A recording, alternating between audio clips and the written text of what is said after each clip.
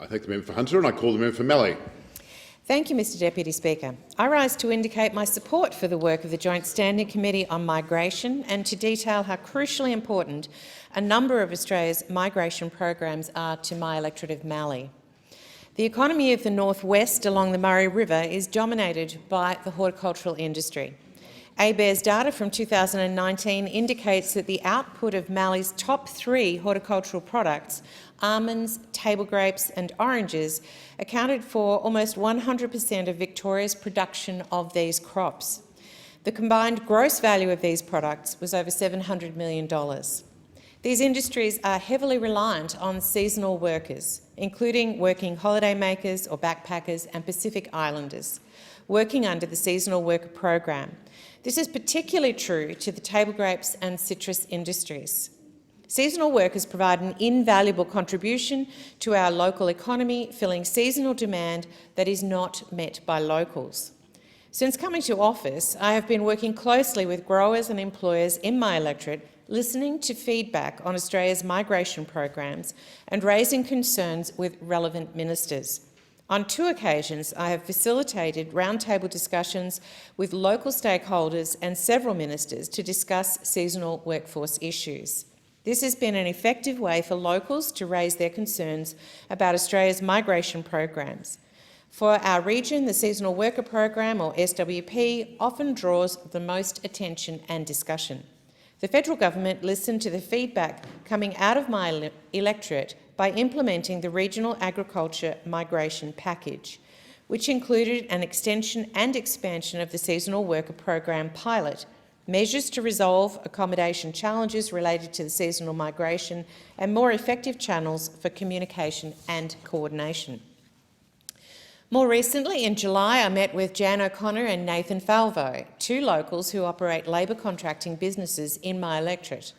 As approved employers under the Seasonal Worker Program, they have intimate knowledge of the program, its strengths and its weaknesses.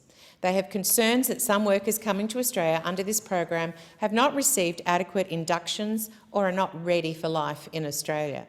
I'm pleased to say that the ministers involved, specifically Minister Cash, Minister Tudge and Minister Hawke, have taken this feedback on board and are actively engaged in improving the program for growers and employers in Mallee. I'd like to thank these ministers for the continued support and readiness to receive and act on feedback. Limits on international travel and border restrictions due to the COVID-19 pandemic have presented new challenges and concerns for industry, employers and for the workers themselves. The Commonwealth Government's quick action to extend new temporary visas to more than 4,000 people was welcomed in my electorate and has helped to reduce the concerns of workers who were fearful of overstaying their visa due to travel restrictions. The closure of the New South Wales and Victorian border a few weeks ago now caused huge issues for growers, contractors and workers that frequently require access to both states for operation of their business. The New South Wales Government initially denied border exemptions for visa-holding seasonal workers based on their supposed health risks presented by this cohort. These essential workers were deemed to be potential super spreaders of the virus, as stated by the New South Wales Minister for Agriculture. The citrus industry was in the middle of its picking season when this decision was announced. I discussed this serious issue with the CEO of Citrus Australia, Nathan Hancock, who immediately saw the potential for this measure to have devastating impacts on the industry. I fought for this decision to be revoked and for common sense to prevail. Suggestions by senior officials in the New South Wales Government that this move would not cause significant problems for the agriculture industry could not have been further from the truth.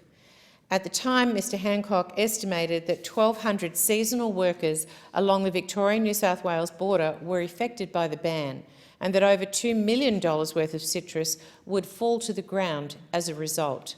To their credit, the New South Wales Government opened effective channels of communication for border MPs and senators, such as myself, through the Office of the New South Wales Cross-Border Commissioner. The federal nationals, including Damien Drum, the member for Nichols, Bridget McKenzie, Senator for Victoria, and Perrin Davey, Senator for New South Wales, and I, joined daily briefings with the Cross-Border Commissioner, James McTavish, to campaign for this measure to be changed.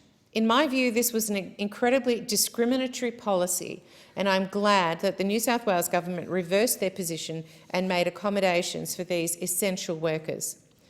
The spike in cases of COVID-19 in Melbourne has led to a need for tighter controls around the movement of people in the whole state of Victoria.